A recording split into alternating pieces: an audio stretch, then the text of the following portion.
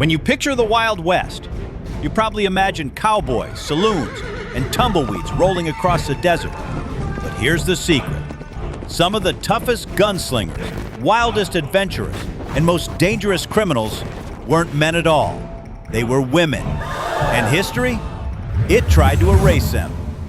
Today, we're bringing back three legends: Calamity Jane, Annie Oakley, and Belle Starr.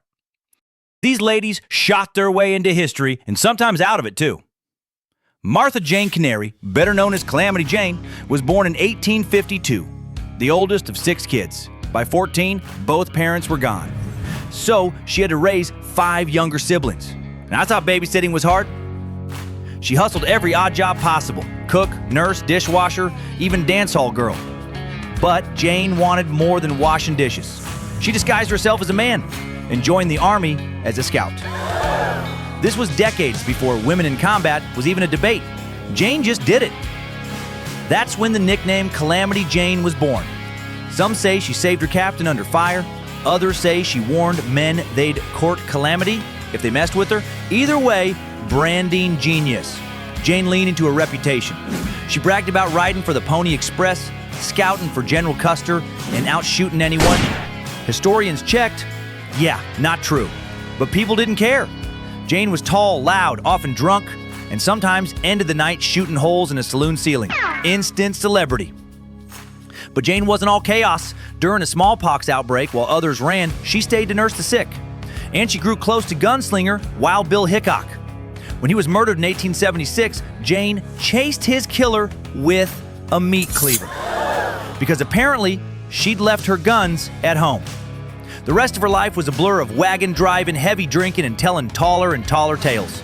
She even performed in Buffalo Bill's Wild West show, making herself part of the myth. When she died in 1903 from alcoholism, she was broke but still a legend. Hundreds packed her funeral, and she was buried right next to Wild Bill. Even in death, Calamity Jane refused to be ordinary.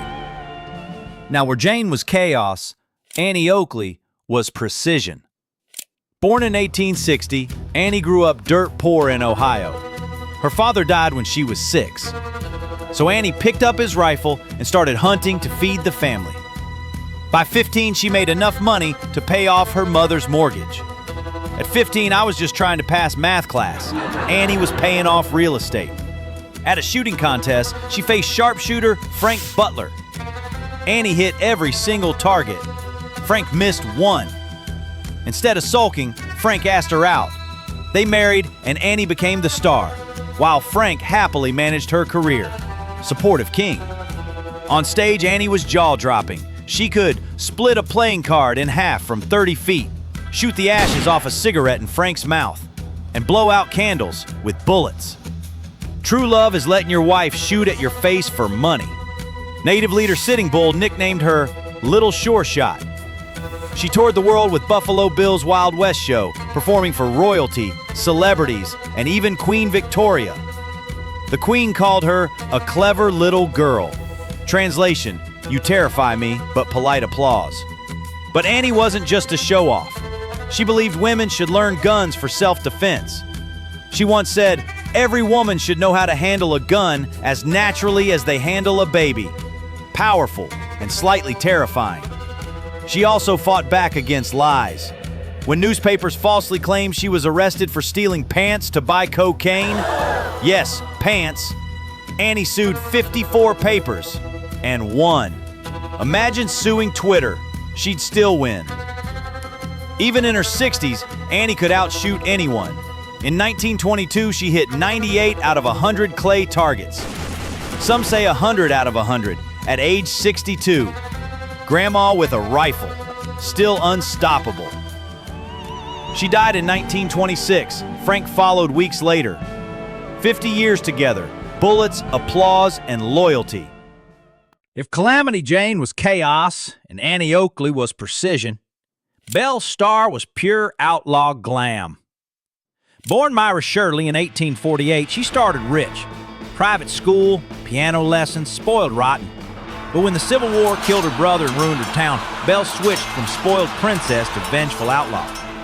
She married bank robber Jim Reed and joined him in crime. When Jim was killed, Belle didn't quit. She upgraded. She married Cherokee outlaw Sam Starr and built an outlaw empire. Their ranch became an Airbnb for criminals, a hideout for bandits on the run. Belle played her role perfectly. She'd ride into town side-saddle dressed to impress, playing the helpless lady.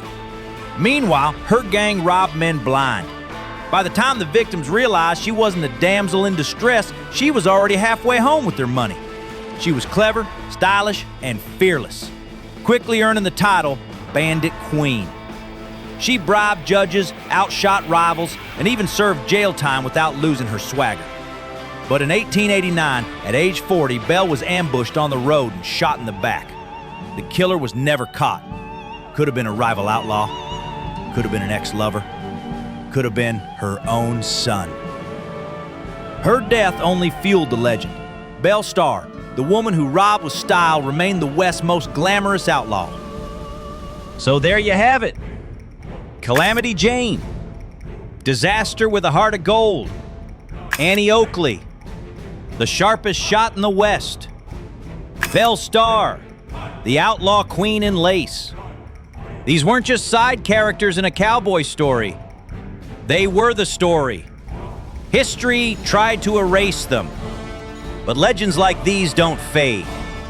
They kick down the saloon doors, order a whiskey, and shoot their way right back in. And hey, do me a favor.